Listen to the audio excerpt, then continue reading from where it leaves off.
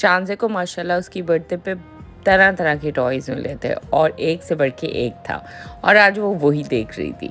और मैंने नोट किया कि उसे जो टॉय समझ में नहीं आता था वो साइड में रख देती थी, और जो अच्छा लगता था उससे खेलने लगती थी। ये सब देख के मुझे एक वाकया याद आ गया जो कि मैंने अपनी दादी से बचपन में सुना था, कि एक बादशाह हुआ करता था जिसकी अपने राज्य में सबसे बहुत ज़्यादा दोस्ती थी। आए दिन उसका कहीं ना कहीं आना जाना लगा रहता था और उसे बहुत से तोहफे मिलते रहते थे अपने दोस्तों से। तो बादशाह से मिलने एक दफ़ा एक अंग्रेज़ आया और उसकी मेहमान नवाजी से अंग्रेज़ इतना खुश हुआ कि जाते टाइम उसने उसे एक पत्थर दिया और कहा कि ये मेरी तरफ से आपके लिए एक तोहफ़ा है और ये बहुत कीमती पत्थर है।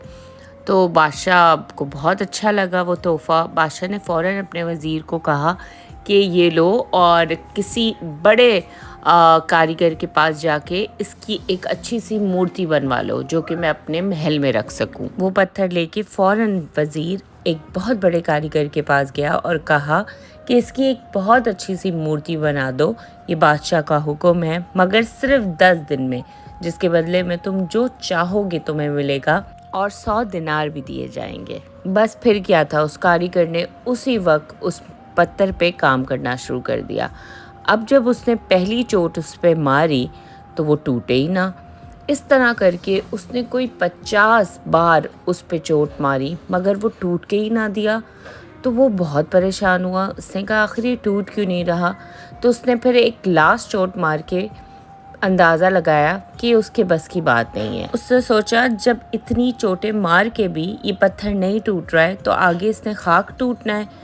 ये सोचकर उसने वज़ीर को वो पत्थर वापस दे दिया और कह दिया ये मेरे से नामुमकिन वाली बात है। अब वज़ीर ने तो हर हालत में उसकी मूर्ति बनवानी थी क्योंकि बादशाह का हुक्म था। तो बस फिर उसने एक आम से कारीगर को वो पत्थर जाके दे दिया और कहा कि देखो तुम्हारे पास 10 दिन का टाइम है, इसकी एक अच्छी सी मूर्ति बना दो और जिसके बदले में मैं तुम्हें 100 दिनार दूंगा। तो उसने कहा ठीक है। अब जैसे ही कारीगर ने एक चोट मारी पत्थर फौरन टूट गया। बस फिर कारीगर ने उसकी मूर्ति बना दी, वज़ीर को दे दी, वज़ीर ने उसे 100 दिनार दे दिए। अब वज़ीर जाते जाते बस ये सोच रहा था कि काश उस पहले वाले कारीगर ने एक और कोशिश की होती तो आज ये दिनार उसके होते। तो इस कहानी से हमें ये सबक मिलता है कि कभी कभी हम अपनी ज़िंदगी के बहुत से अहम काम इसलिए बीच में छोड़ देते हैं कि हमें लगता है वो हमारे लिए है ही नहीं, या हमसे होंगे ही नहीं, या अब नहीं हुए तो ये कभी भी नहीं होंगे। पर नहीं, शायद एक बार आप कोशिश और कर लेते, थोड़े से पेशेंस और रख लेते, तो शायद जिस काम को आपने जिस टाइम छोड़ा है उसके अगले ही पल वो काम हो जाता। तो प्लीज़ नाउम्मीदी कुफ्र है, ये मत करें।